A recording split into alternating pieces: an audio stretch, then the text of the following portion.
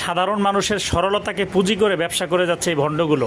ভিডিওটা দেখা মাত্র শেয়ার করে ছড়িয়ে দিন। আচ্ছা, এই ডালে ডালে দেখা যাইতেছে সুতা বাঁধা, এই সুতাগুলো আসলে কিসের? নিয়ত করে বাঁধে।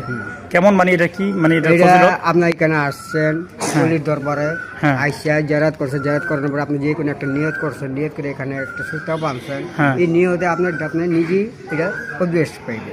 এটা আমাদের বলা কোনো কিছু না, এটা মালিক হচ্ছে আল্লাহ রসুল। এই দুইজনের মধ্যে যে আপনি যা চাইবেন সেরেই যাবে।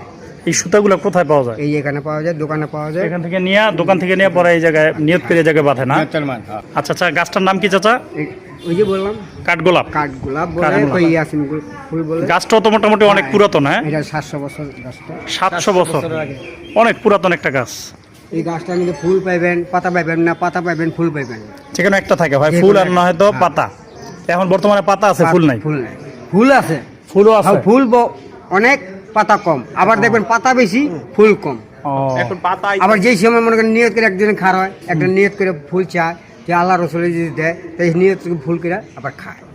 ফুল খাইতে পারে। হ্যাঁ, ফুল খাইলে কি কোনো ফজিলত আছে? ফজিলত আছে, আছে দিকে পায়, দিকে এখানে আসে, এখানে পায়। এই খেদমতের দায়িত্ব কি আপনি আছেন না? অনেকদিন আছে।